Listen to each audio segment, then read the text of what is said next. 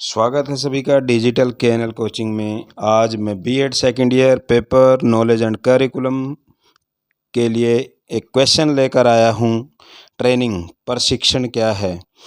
इस क्वेश्चन के अंदर हम करने वाले हैं प्रशिक्षण क्या है, उसकी आवश्यकता क्या है, उसका क्षेत्र कौन कौन सा है, उद्देश्य क्या है, प्रकार क्या हैं, विशेषताएं क्या हैं और साथ में सिद्धांत और लाभ। आज हम इस क्वेश्चन के माध्यम से ये सब डिस्कस करने वाले हैं।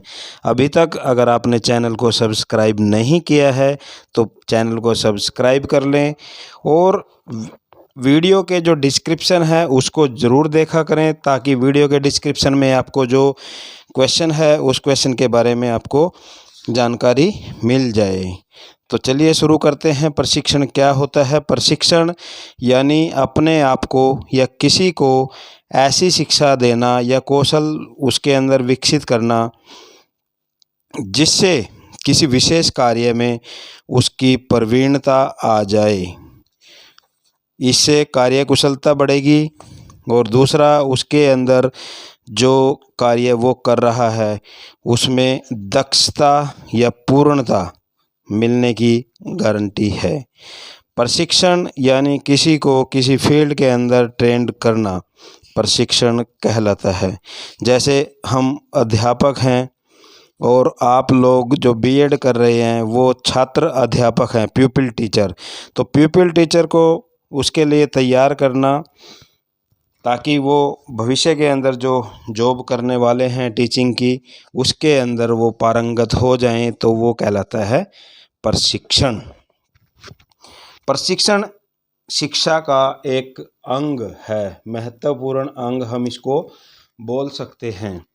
प्रशिक्षण अगर हम शिक्षा की तुलना करें तो प्रशिक्षण एक ऐसा क्षेत्र है जहां विद्यार्थियों को या किसी को प्रशिक्षित किया जाए तो उसको क्रियाशील बनाने का काम करता है। जैसे अगर मान लो कोई मिलिट्री के अंदर या पुलिस के अंदर भर्ती होता है तो उसकी जो ट्रेनिंग होती है उस ट्रेनिंग को प्रशिक्षण बोला जाता है, ताकि वो अपनी जिम्मेवारी है अपनी ड्यूटी को अच्छी तरह से निभा सके। ऐसे ही एक अध्यापक है, अगर अध्यापक बनना हम चाहते हैं तो बीएड हमारे लिए एक ट्रेनिंग का काम करता है। आइए चलते हैं इसकी विशेषताएं के ऊपर।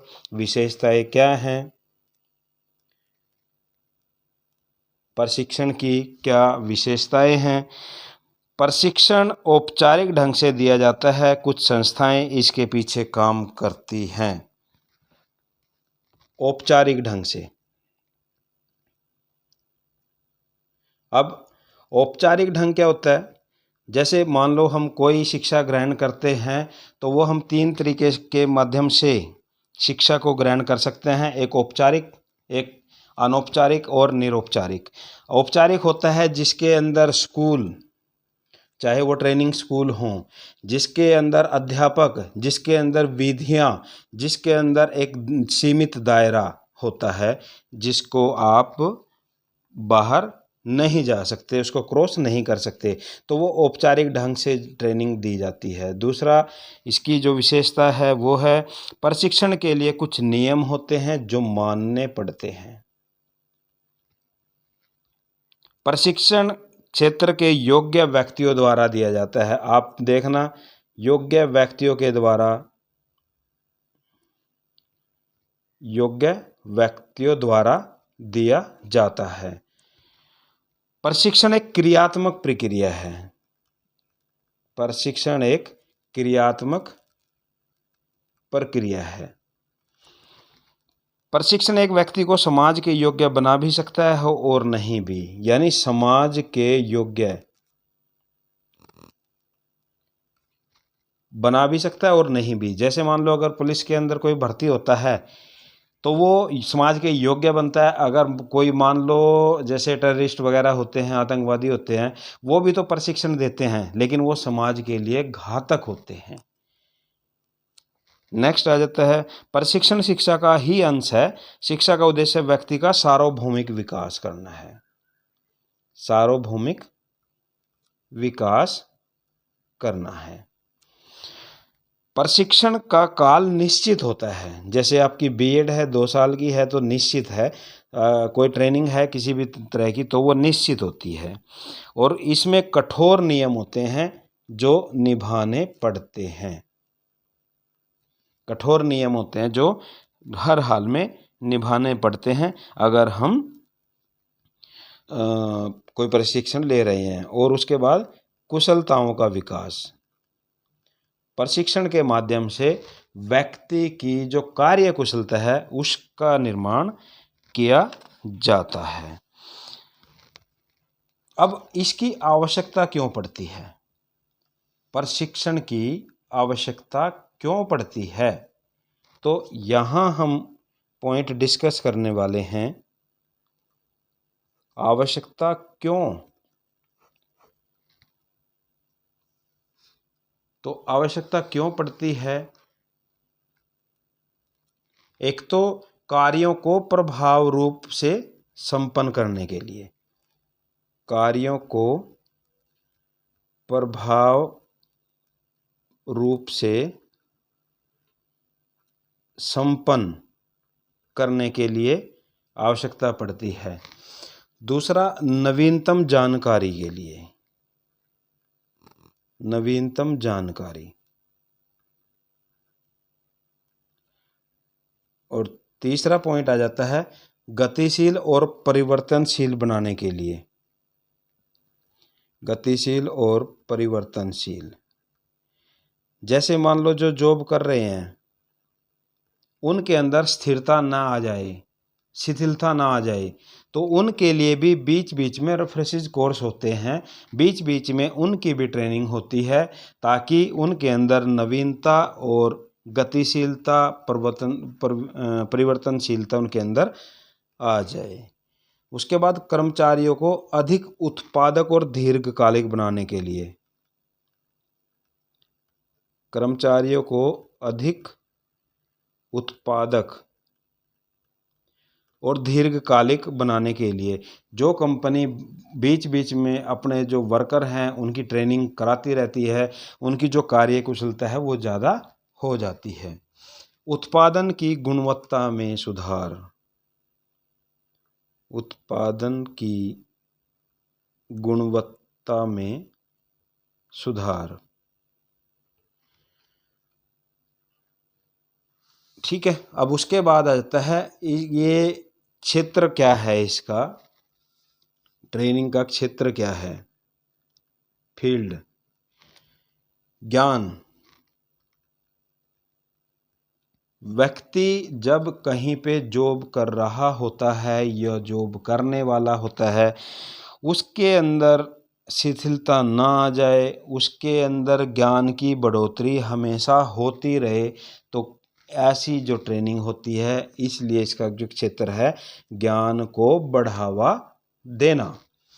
दूसरा आ जाता है तकनीकी निपुणताएं, तकनीकी निपुणताएं। अब ये क्या है?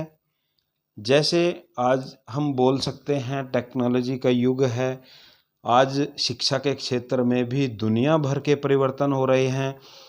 पहले सिर्फ चौक और टॉक इसके माध्यम से पढ़ाया जाता था, लेकिन आज शिक्षा के क्षेत्र में अलग अलग तकनीकें यूज हो रही हैं, आज प्रयोग की जा रही हैं। अगर हम देखें, पहले गुरुकुल के अंदर विद्यार्थी नीचे बैठते थे, गुरुकुल के अंदर लकड़ियाँ बीनने का काम करते थे, गुरुकुल के अंदर सारा खाना बनाना, सारी व्यवस्था करना आज विद्यार्थियों का काम होता था। लेकिन जैसे जैसे चेंज होते गया, परिवर्तन होता गया, आज वही विद्यार्थी स्कूलों के अंदर बेंचेस के ऊपर बैठते हैं, क्लासरूम के अंदर सफाई का ध्यान रखा जाता है। उस टाइम पे भी सफाई का ध्यान रखा जाता था, लेकिन आज बच्चे सामने बेंचेस पे बैठते हैं। और कुछ क्लासरूम तो आपको ऐसे देखने को मिलेंगे जिसके अंदर चेयर मिलती हैं, और वो दिन दूर नहीं है जहां बच्चों के बैठने की सुविधा कुछ और ज़्यादा होने वाली है।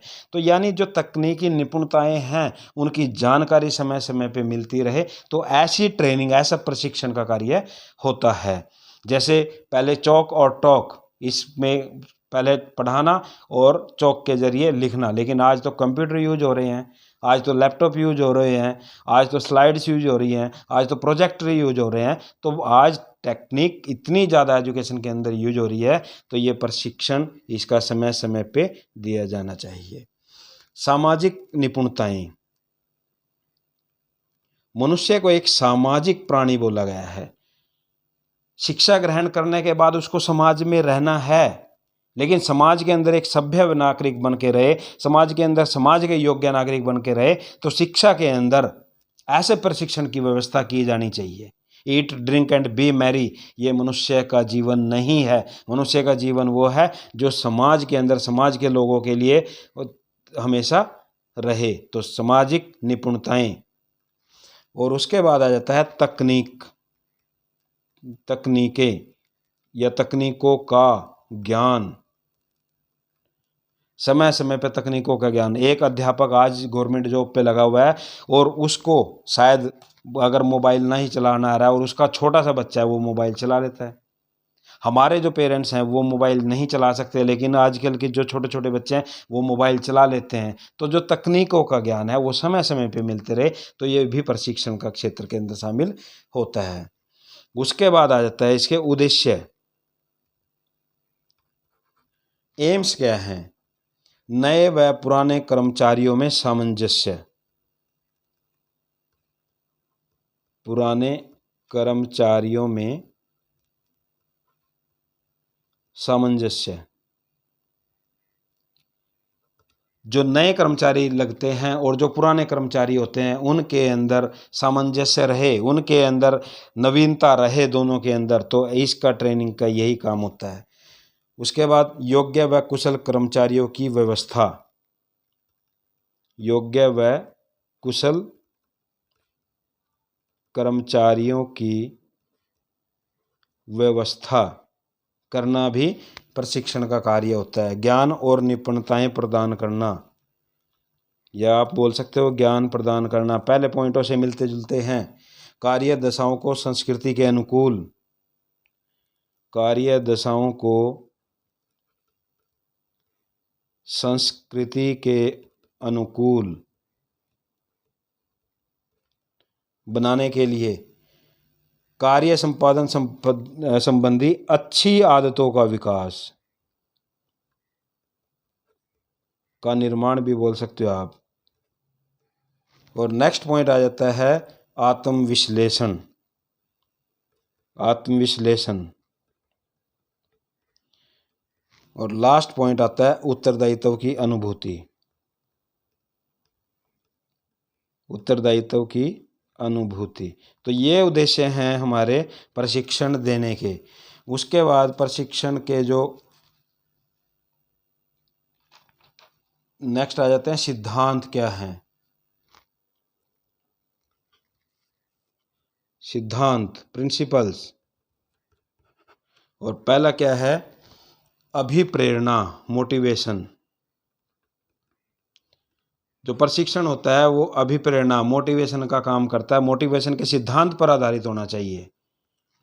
उसके बाद प्रगति, जब किसी जॉब लगे हुए व्यक्ति को प्रशिक्षण दिया जाता है तो उसकी आगे प्रगति के लिए, और जब एक फ्रेशर होता है उसको प्रशिक्षण दिया जाता है तो उसकी आगे आने वाली प्रगति के लिए प्रशिक्षण का सिद्धांत इस पर भी काम करता है। उसके बाद अच्छे परिणाम, यानी हम इसको बोल सकते हैं प्रबलन।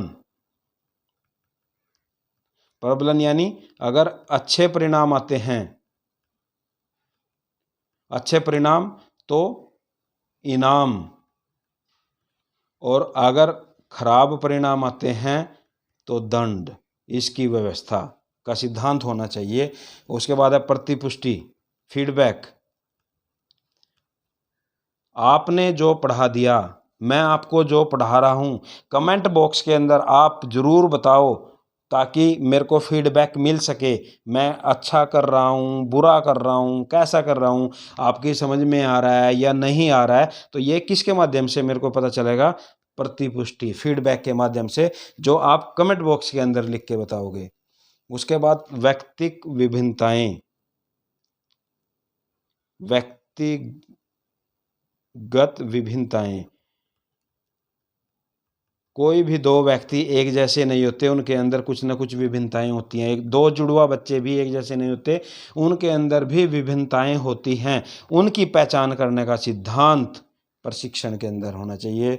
और लास्ट हमारा पॉइंट आ जाता है अभ्यास, प्रैक्टिस।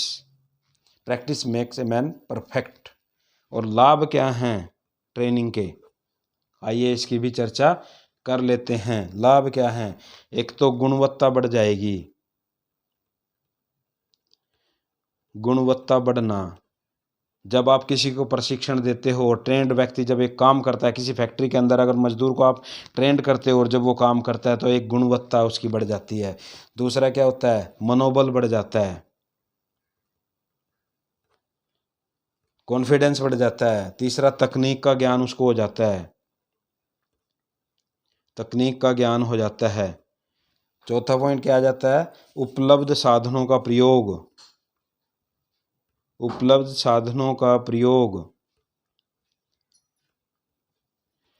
और पांचवा पॉइंट आ जाता है कौशल का विकास, उसकी जो स्किल है उसका विकास हो जाता है, कौशल विकास, ज्ञान की बढ़ोतरी। और लास्ट पॉइंट आ जाता है हमारा जो लाभ है प्रशिक्षण का, दुर्घटना से बचाव। जब आप मान लो जैसे एक ड्राइवर है, उस ड्राइवर को अगर आप ट्रेनिंग देते हो, ट्रेंड करते हो, तो वो दुर्घटना से बचाव करेगा। अगर वैसे ही किसी को स्टीयरिंग पकड़ा दिया तो वो खुद भी मरेगा और दूसरे को भी मारने का काम करेगा। तो दुर्घटना से बचाओ। तो ये सब कार्य थे, ये लाभ थे एक ट्रेनिंग के। आपको क्वेश्चन कैसा लगा कमेंट बॉक्स के अंदर ज़रूर बताना। Thank you.